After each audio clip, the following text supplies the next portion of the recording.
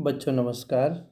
कक्षा 11 में आज हम रीतिकाल के श्रृंगारी कवि देव के बारे में हमने पहले जानकारी ले ली थी। आज हम उनके दो सवैये हैं और एक कवित्त छंद है वो पढ़ने जा रहे हैं।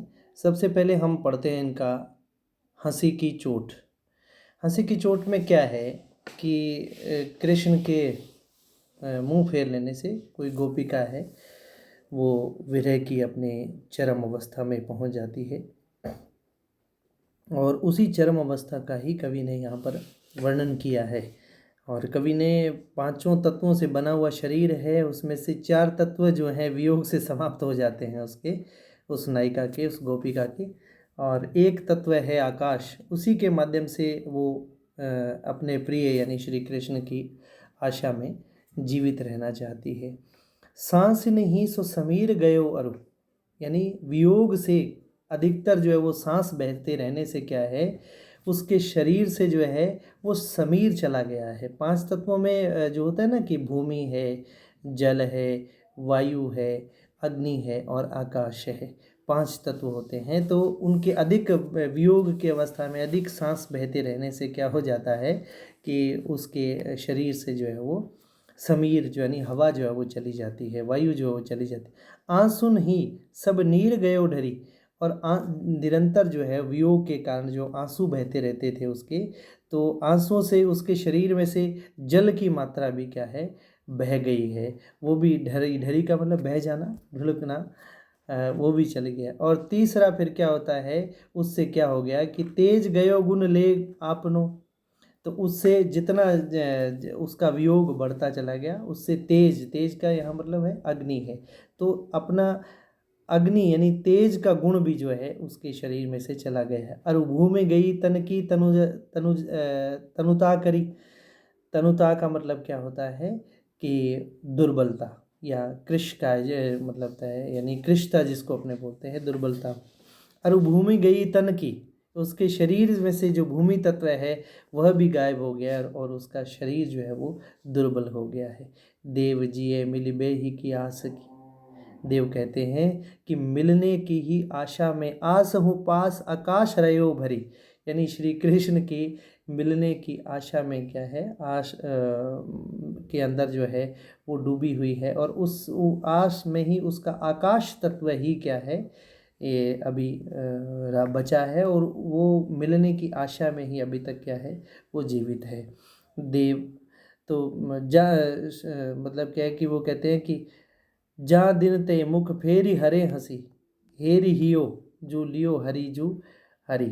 तो यहाँ हरि जू हरि के अंदर क्या है, यमक अलंकार है, अंत में है ना, जो हरि जू हरि, यानी एक का हरि का मतलब जो होता है हरण होता है, और हरि का मतलब क्या होता है, कृष्ण होता है।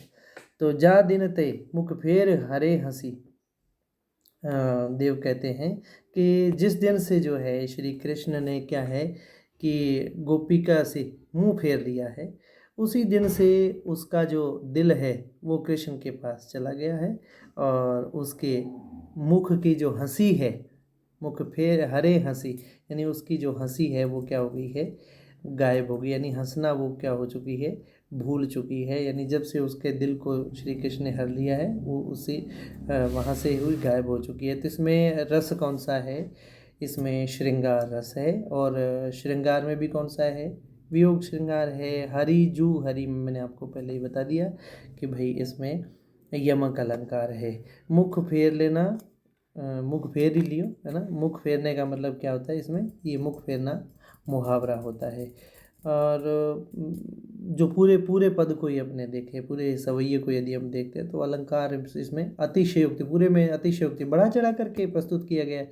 और पांचों तत्वों से बना जो शरीर है, और उस पांचों तत्वों के बारे में कवि ने बताया है कि हवा से जो है, सांसें ज़्यादा लेने से उससे शमीर हवा गायब हो गई, आंसू बहने से उसका जो है वो जल गायब हो गया, और वियोग से उससे क्या है कि जो तेज जो था, वियोग की अग्नि बही, उससे अग्नि जो है वो समाप्त हो गई उसके शरीर से, और इस सब सारी चीज़ों से उसका भूमि रूपी जो तन है, वो शरीर है, वो क्या हो गया है, दुर्बल हो गया, कमज़ोर हो गया है। तो अब आशा उसकी एक ही पर है, मिलने की आशा जो है आकाश रूपी तत्व पर टिकी, आकाश रूपी तत्व से ही नायिका जो है वो मिलना चाहती है। और जिस दिन से उन्होंने मुख फेरा है उसी दिन से उनकी हंसी जो है वो गायब है, जिससे उनका हृदय जो हरण किया है श्री कृष्ण ने, तब से जो है वो नायिका की हंसी जो है वो गायब है। तो ये पहला जो है उनके सवैया था। दूसरा हम वियोग श्रृंगार का एक और देखते हैं। सपना आता है नायिका को, किसी गोपिका को सपना आता है कि जहरी जहरी झीनी बूंद है परती मानो गहरी गहरी घटा घेरी है गगन में, आनी कयो श्याम मोसो चलो झूलबे को आज, फूली न समानी भई ऐसी हो मगन में, चाहत उठो उठी गई सो निगोड़ी नींद, सोए गए भाग मेरे जानी व जगन में, आंख खोली देखो तो घन है न घन श्याम, वही छाई बूंदे मेरे आंसू हुए जिगन में। जहरी जहरी और गहरी गहरी यहाँ पर पुनरुक्ति प्रकाश अलंकार है, क्योंकि बार बार पुनरुक्ति हो रही है। उक्तियों के बार बार दोहराया जहाँ पर जाता है वहाँ पे पुनरुक्ति प्रकाश अलंकार होता है। तो जहरी जहरी झीनी बूंद, जहरी का मतलब क्या होता है? जड़ी होता है। जहरी का मतलब जड़ी, झीनी का मतलब पत्नी। सपना देखती है कि झड़ी लगी हुई है और हल्की हल्की बरसात जो वो हो रही है, और गहरी गहरी घटा घेरी है गगन में, और घनी जो घटाएं हैं वो क्या है कि आकाश में घटा ने घेर लिया है। और ऐसा जो मौसम था, यानी हल्की हल्की बरसात हो रही है और घटाएं जो घिरी हुई हैं, और ऐसे में आकर के नींद में आकर के आनी कहो श्याम मोसों, कृष्ण ने आकर के मेरे से कहा क्या कि चलो झूलवे को आज, कि चलो झूला झूलने के लिए चलते हैं। फूली न समानी भाई ऐसी हो मगन में, मैं जो है वो जब मुझे झूला झूलने के लिए नायक ने मुझसे कहा तो मैं जो है वो फूली नहीं समाई, और ऐसी मैं क्या हो गई, मग्न हो गई, मुग्ध हो गई, मोहित हो गई।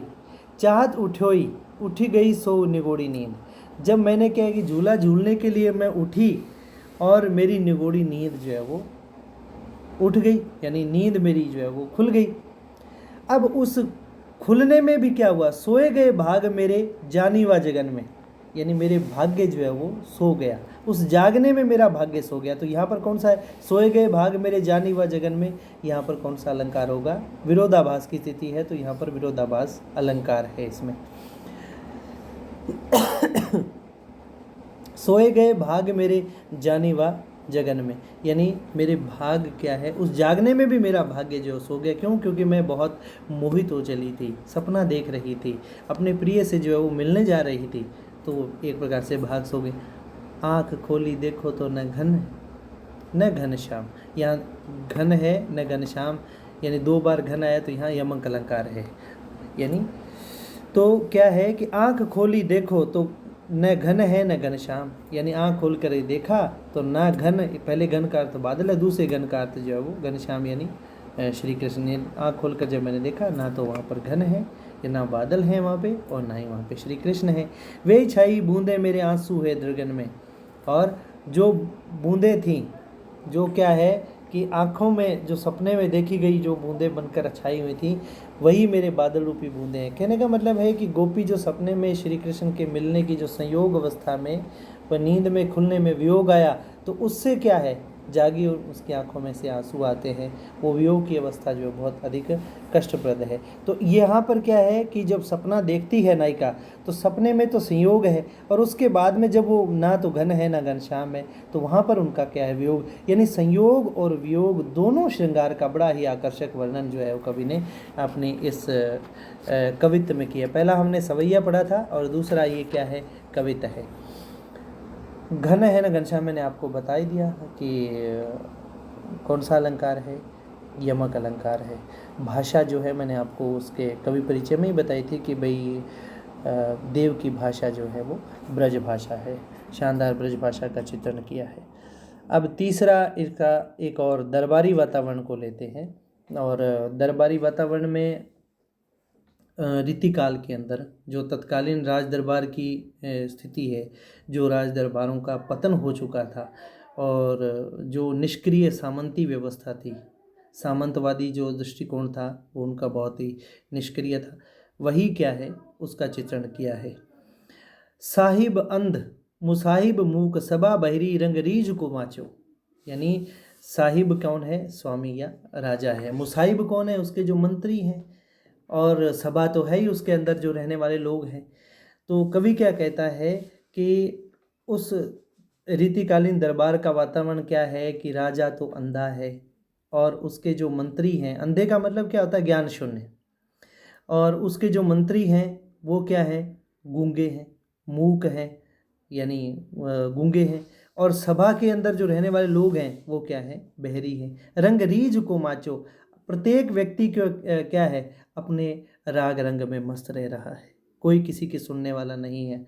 यानी जो बाबू हरिश्चंद्र की लिखी रचना है ना, अंधे नगरी चौपट राजा वाली, वही बात है कि राजा अंधा है, मंत्री बहरे मतलब गूंगे हैं, सभा जो है वो बहरी है, और हर एक अपने ही राग रंग के अंदर रीझे हुए हैं, अपने अपनी डफली अपना अपना राग बजा रहे हैं। भूल्यो तहाँ भटक्यो घट ओघट, बूढ़े को काहू कर्म न बाँचो।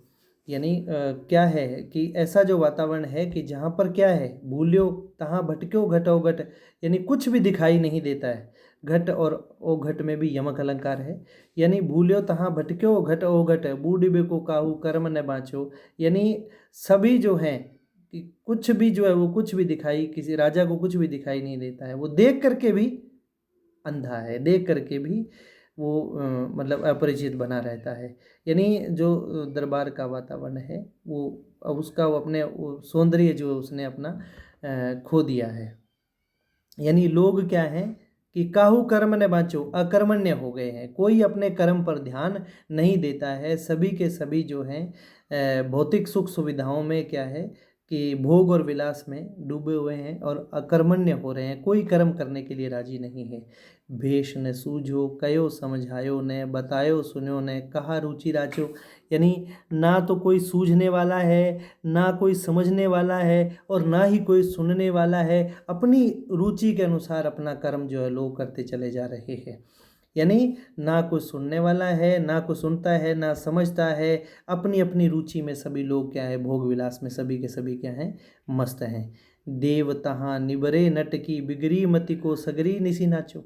देवदा जो है अंत में ये कहते हैं कि प्रतिभाशाली जो नट है, जो नृत्य करने वाला होता है, वो भोग विलास के कारण जो है लोगों की इस प्रकार बुद्धि जो मारी गई है कि जैसे अपनी प्रतिभा से भटक करके कोई जो नट होता है, यानी जो कलाकार होता है, जो नृत्य करने वाला होता है, अपनी कला का जो है वो सारी रात जो है, यानी सगरी निसी, सगरी मतलब पूरी रात नाचो, यानी नृत्य करता है।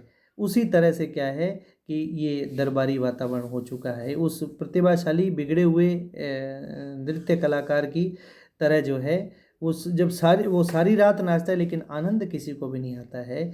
वही जो है कि सारी जो अनुभूतियाँ हैं, दरबार का वातावरण ऐसा है कि वहाँ कोई आनंद नहीं है, किसी को भी सुख नहीं मिलता है।